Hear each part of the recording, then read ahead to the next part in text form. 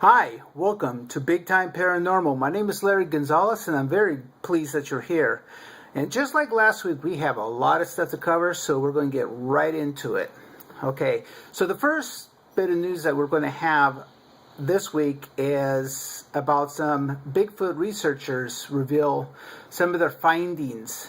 And let's check out this video. The question today, is he real? Will we ever see him or it? Those are just some of the questions surrounding the mystery of Bigfoot, or Sasquatch as you may know it. An organization may be close to answering a lot of those questions, they think, with an event today here in North Texas. News 8's Marcus Moore was at that event and has their answer to the skeptics. Well, good afternoon. Along with the sightings that have been reported across the country, they also say that there have been numerous sightings right here in Texas, mainly on the eastern part of the state along the Louisiana border. These folks who held this news conference today are part of the Sasquatch Genome Project, and their effort is to prove that Sasquatch is real. And during a news conference today, they played video clips of what they claim is Sasquatch. That first clip showed what they said was a juvenile human-like species walking in the woods. Another clip showed an older female believed to be over 6 feet in height. The third clip, this one shot during the day, they said, was Sasquatch caught sleeping. They say that that video was shot in 2005 in Kentucky. As you know, there has been a lot of controversy and a lot of doubt about the existence of Sasquatch, and including a number of experts who have dismissed a number of these claims. We've all had experiences that have changed our lives. I mean, literally shook the foundations of what we believe in. And that came through Adrian's visual sightings and Richard's visual sightings, and me and my family, we came across a large footprint in the Colorado mountains, and so things like that shook your reality, shake your world, and you say, well, there's got to be more to this subject than just a myth. They hope that that will help prove to everyone out there that Sasquatch is indeed real. And their work is not done. They say they continue to collect evidence and also gather videos. Some of that video will be used in a documentary that will be released at some later date. Reporting from Dallas, Marcus Moore, Channel 8 News.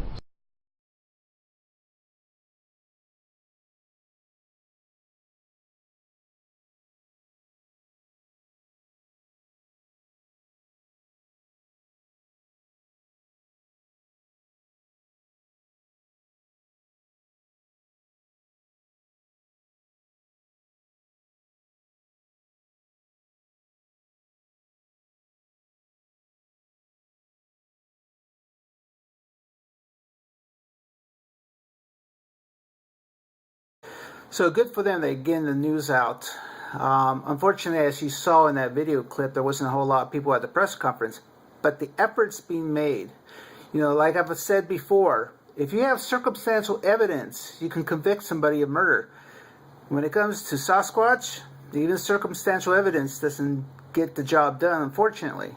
But I feel one day we will have that evidence to show everybody, and everybody be going, huh, wow, why was I wrong? The next bit of news is a little bit of an odd news. There is a lake that, because of the minerals in it, anything that touches the lake turns into stone. Very odd. Take a look at this video. It's a bunch of photographs. Take a look.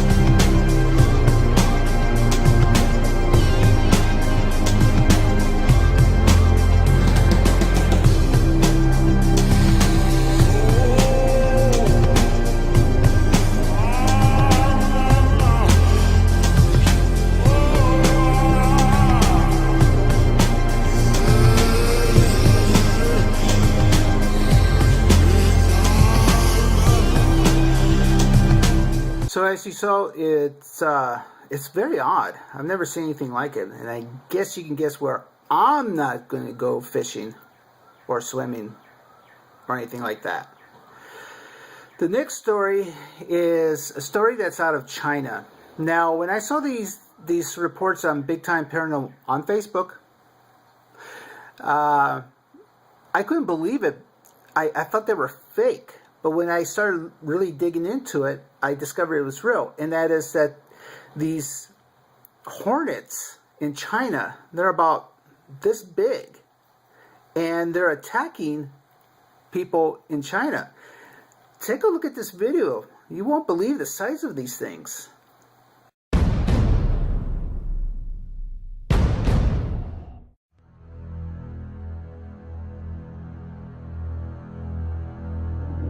A series of deadly hornet attacks has led Chinese officials to warn citizens to avoid walking through fields and wooded areas this year. At least 28 people have been killed, and hundreds seriously injured, when swarms of the stinging insects descend without warning on unsuspecting people. The prime suspect in the killings is the Asian giant hornet, sometimes called the yak killer hornet, Vespa mandarinia, which can grow to be more than 2 inches, 5 centimeters, in length, and has a 1/4 inch long, 6 millimeters, stinger that delivers venom containing a potent neurotoxin.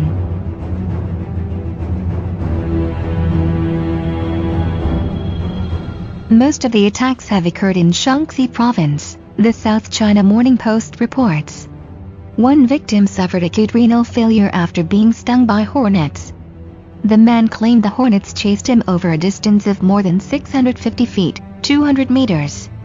A 55-year-old woman from the same village reported that she was stung more than 200 times and needed to be hospitalized for almost a month. The unexpected rise in hornet attacks may be due to a number of factors, according to The Guardian. Hotter weather in the area has led to more successful breeding for the hornets, and laborers are moving deeper into the isolated rural areas where the hornets typically live.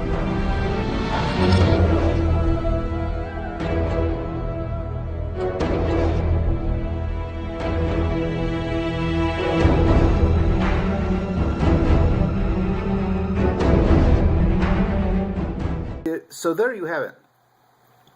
The next story. Now, I'm not a big fan of electric cars. In fact, Tesla just had an incident with one of the cars where the batteries caught on fire from an accident. And the firefighters actually had trouble putting the fire out. They used water, and unfortunately it got worse. But with that being said, Toyota has just got the clearance to make a new I-Road vehicle. It's kind of a combination of car and motorcycle. And I could see one of these driving around, say, San Francisco. And you know what? I think it's kind of cool looking. Take a look at this.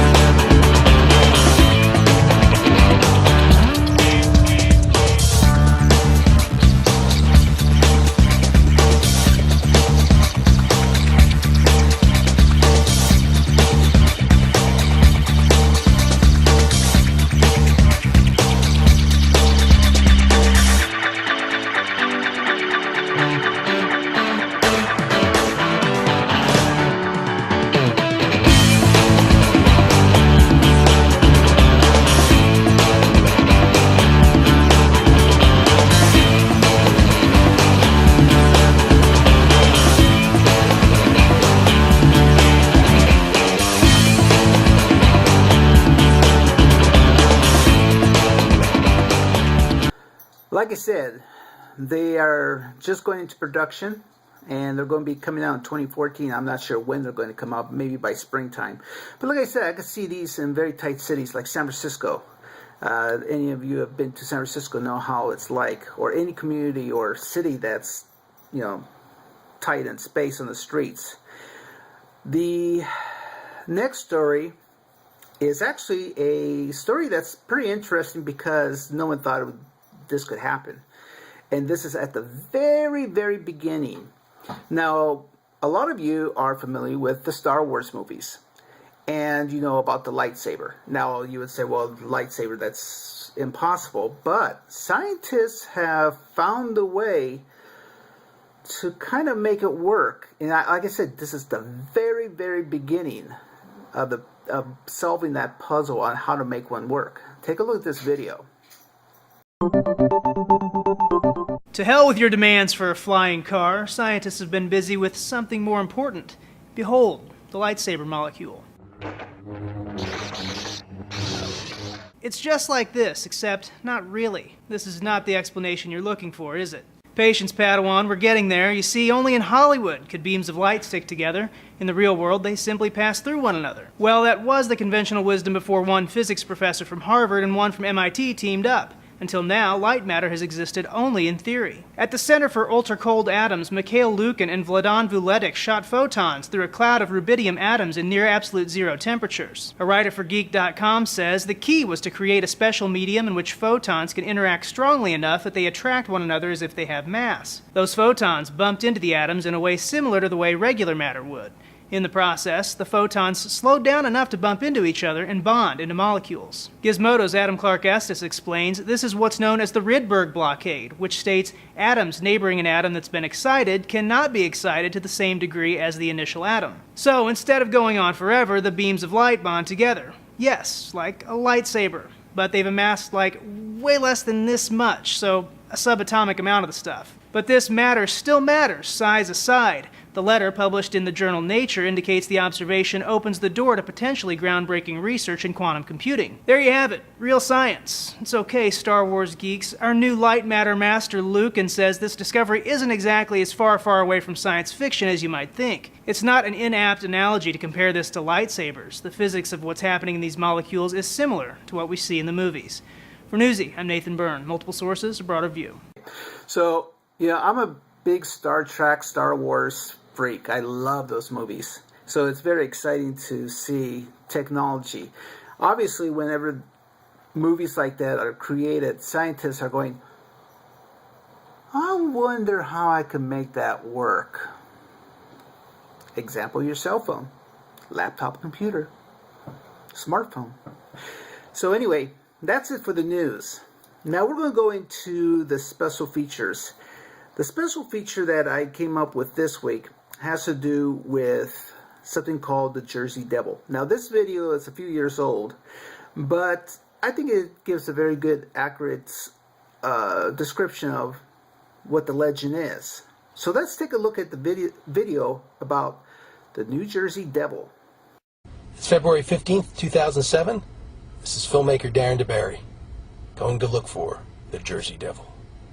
We're heading to the village of Batstow, supposedly the home of this Jersey Devil. I'll explain more when we get there.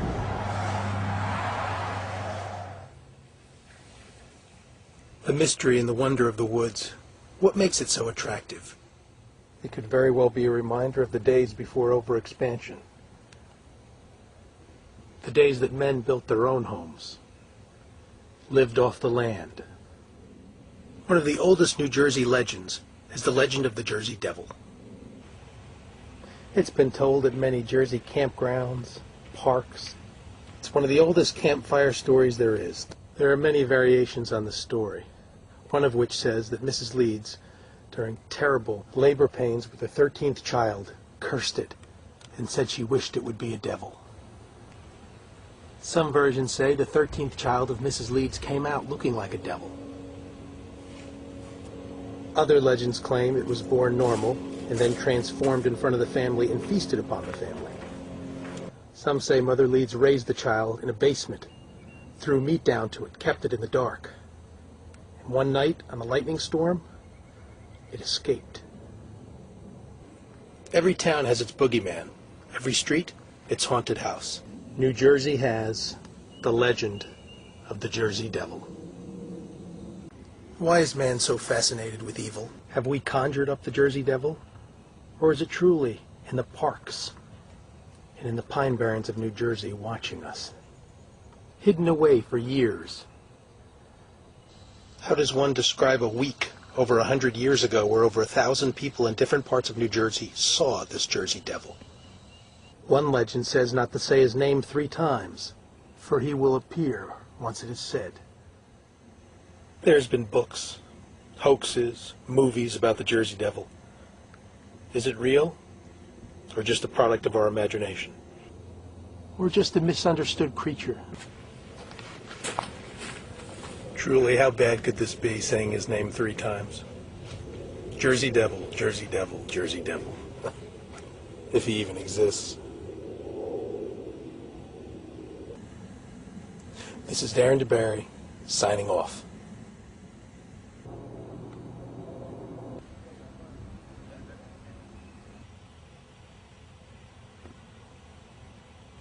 I'm glad they're not talking about the Oakland Devil. My mom always said that was a little devil.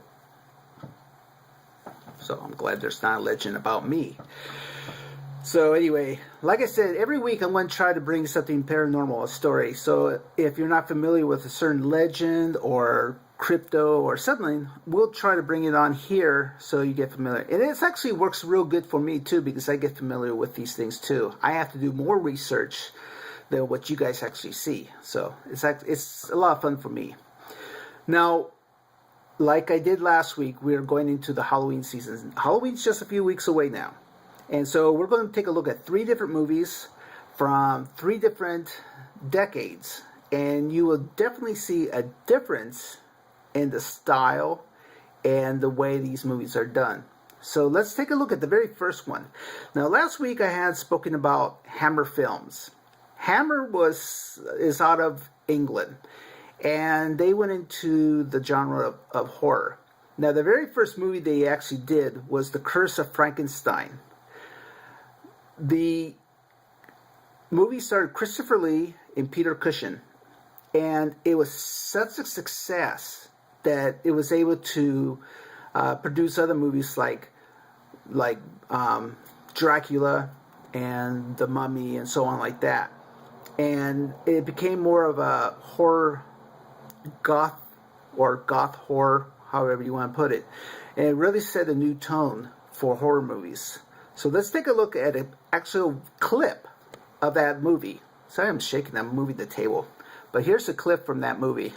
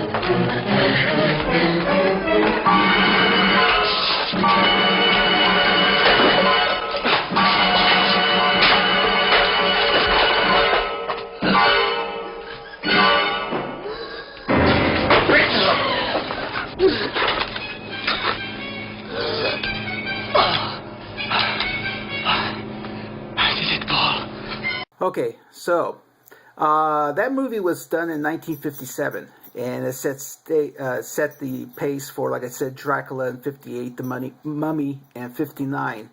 And what was interesting about it was that they wanted to originally use the same makeup that the Universal monster Boris Karloff used, but because of the copyrights, Hammer couldn't use it, so they had to reinvent it. And I think actually I kind of like the look that Hammer came up with. I think it's much more effective, much more creepier. So good for them. Now, the next one was, this movie was done in 68, and this is really a change in the horror genre. The horror genre really started changing because the United States, was in the midst of the Vietnam War, and we really were losing our innocence on how the world looked. And the 60s, as many of you know, was really a decade of tremendous change. So one of the biggest movies that came out that really showed a difference in the horror genre, Rosemary's Baby. Check this out from 1968. The previous tenant, Mrs. Gardenia, passed away just a few days ago. Oh, Guy, let's take it, please. Do you have children? We plan to. This house has a high incidence of unpleasant happenings. Awful things happen in every apartment house.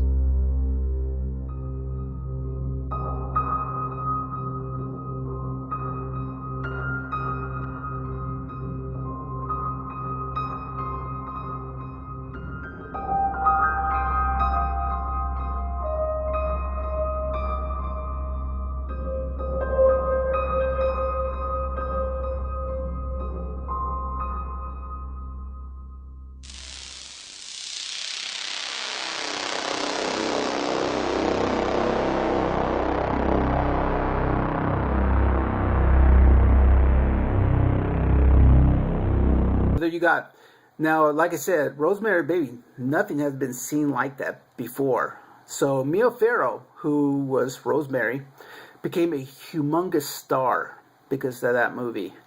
So it was a really a big change in the horror. So, which also set the stage for the last movie we're going to take a look at this week. This week is a personal favorite of mine, and it holds up to today. And this was made back in 1973. I remember when I was a kid, my parents and one of my older brothers and his wife went to see it. And I wanted to go see it so bad. I really wanted to see it. So I was very glad when I got old enough to actually see it on my own and see the re-release where they added the scene into it many years later. So here's in my opinion, the greatest horror movie of all, The Exorcist.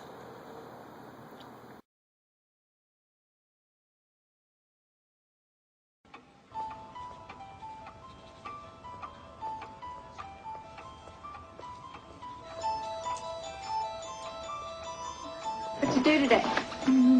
Down. My bed was shaking.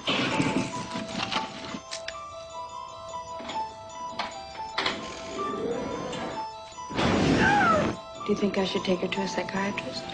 The problem with your daughter is not her bed. It's her brain. Hey, I think we got a guest. You're gonna die up there.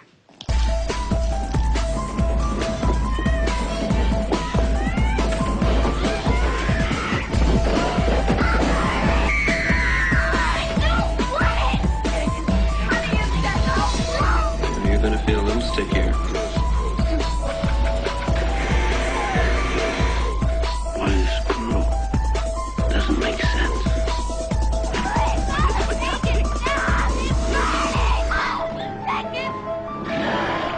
Don't tell me you know for a fact that an exorcism wouldn't do any good. You tell me that. The sour's mine. You know what she did?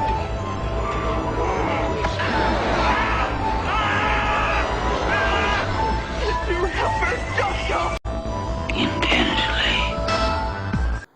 Yeah, The Exorcist.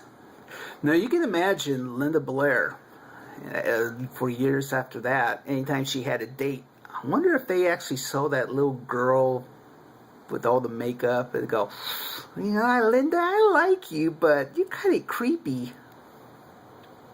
But an interesting side note about that, the scene that you saw where she's bouncing on the bed over and over again, when she was saying, help me, she was actually telling the director and anyone that would listen to stop, because actually she was hurting her back, and she suffered for the rest of her life from back injury from that movie.